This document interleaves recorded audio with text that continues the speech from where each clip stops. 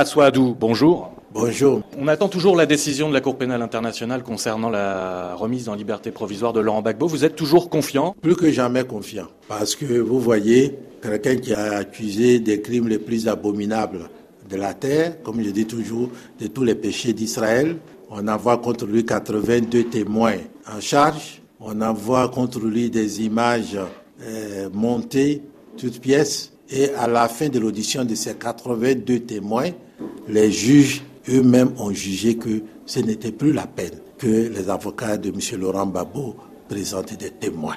Ce qu'ils ont entendu est suffisant. Donc ils demandent à ces avocats de demander tout simplement un non-lieu. Donc nous ne pouvons qu'être dans une position de satisfaction, d'attente de son retour. Toute autre décision contraire, je dirais en ce moment, alors c'est de domaine purement politique. Ce n'est plus la justice. Beaucoup d'observateurs de la vie politique ivoirienne décrivent maintenant AFPI à 3 têtes. Laurent Gbagbo et vous, Simone Gbagbo et Pascal Afine-Guessant. Qu'est-ce que vous leur répondez ? Comment se porte le FPI aujourd'hui ? Non, on ne peut pas empêcher les gens de spéculer. Voilà, c'est de la pure spéculation. Mais la réalité des faits, il n'y a qu'un seul FPI. Le FPI qui a été dirigé par Aboudraman Sangari. Moi, je ne suis que le secrétaire général. Ce qu'ils oublient, c'est que le congrès de Mama, en son temps, et le congrès de Mossou, l'année dernière, a apporté à la tête du parti M. Laurent Gbagbo. Et dans les tests du Front populaire ivoirien, le président est élu et le président nomme ses collaborateurs. C'est ce qu'il a fait. Donc le parti fonctionne conformément aux tests du parti après la disparition de Sangari. Il n'y a pas de divisions qui se sont aiguisées après la mort d'Aboudraman Sangari ? Non, pas plus tard que samedi, nous avons fait un secrétariat général présidé par Mme Gbagbo, deuxième vice-présidente du parti. Est-ce que le FPI est prêt à aller à des discussions en vue de la réforme de la CEI proposée par le président Ouattara ? Nous sommes prêts à aller à toute discussion. Eh bien, nous le disons, la Côte d'Ivoire a un problème de paix. Le pays a besoin de sérénité. Et c'est cette sérénité-là que nous cherchons. C'est cette sérénité que le président Laurent Gbagbo nous demande de chercher. On a vécu ensemble ici, sans savoir que celui-ci est du Nord, celui-ci est du Sud. Depuis 7 ans, 8 ans, ce poison, ce virus mortel que le RDR qualifie de rattrapage, a mis les Ivoiriens les uns contre les autres. Il faut aplanir ça. Il faut que si je rencontre un militant du PDCI, un militant du RDR, on puisse causer, rire et qu'on aille en paix à une compétition. Donc la CEI, c'est un élément, c'est important, mais la paix en Côte d'Ivoire est l'élément le plus important, c'est ce que nous cherchons.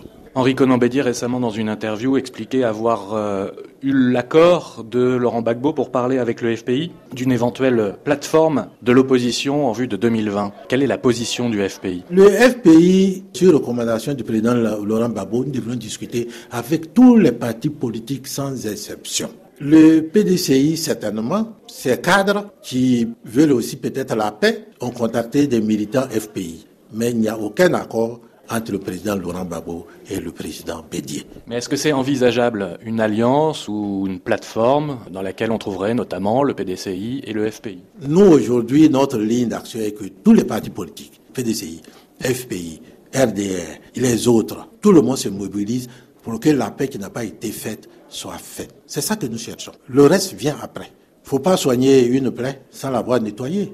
Mettre des sparadraps dessus.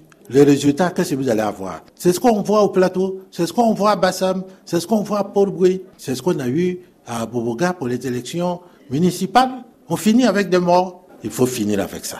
L'objectif, c'est la paix. Pour préparer des élections qui viendront plus tard dans des conditions de sérénité. C'est-à-dire que les conditions actuelles ne permettent pas de tenir une élection présidentielle en 2020 ? Mais d'après les informations que nous avons reçues, à Bassam, les élections se déroulent. Et dans les bureaux de vote, où le candidat qui est opposé à celui que le pouvoir veut, ce candidat, dans ces bureaux de vote, on est sûr qu'il va gagner. Un commando, des gens cagoulés, armés, atterris, prend les urnes, disparaît.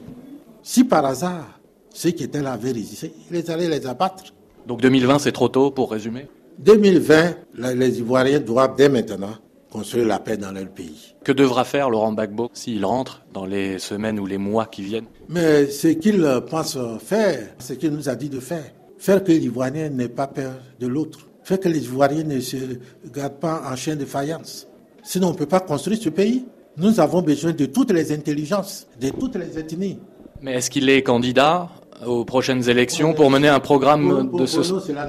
Pour nous, cela n'est pas à l'ordre du jour. C'est pas notre priorité actuellement. Une candidature même de qui que ce soit au FPI n'est pas à l'ordre du jour actuellement. Il faut que les partis politiques, les associations, il faut que le gouvernement reconnaisse. Ce n'est pas difficile de reconnaître. On a essayé, on n'a pas réussi. Asseyons-nous et voyons comment on va procéder. Nous sommes prêts à dire ce que nous pensons. Assou Adou, merci beaucoup.